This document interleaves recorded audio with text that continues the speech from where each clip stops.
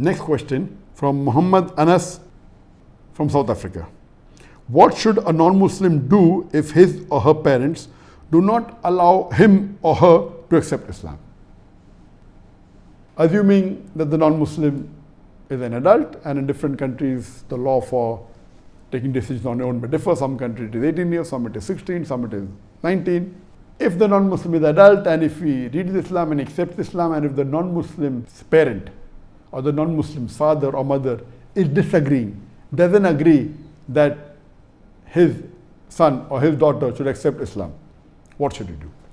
Allah is very clear cut in the Quran. Allah says in Surah Luqman chapter 31 verse number 14, we have enjoined on the human beings to be kind to their parents. In travel upon travel the mother bore them, and in years twain was the weaning. That means it is compulsory for the Muslims to respect their parents.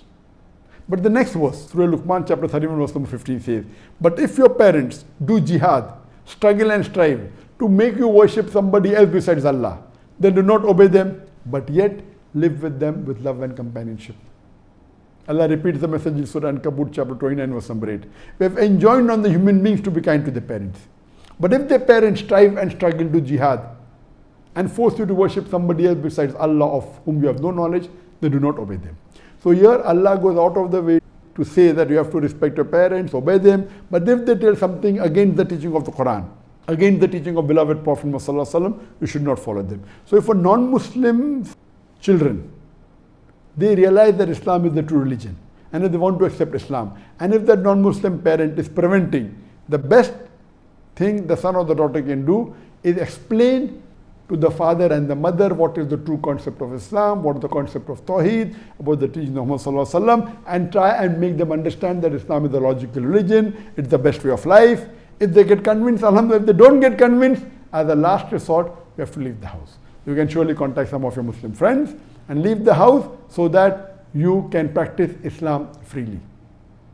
You can leave the house, but naturally once you accept Islam, you have to pray 5 times, you have to give zakat, you have to fast. So all these things would not be possible for you to live under the same roof with your parents who are objecting.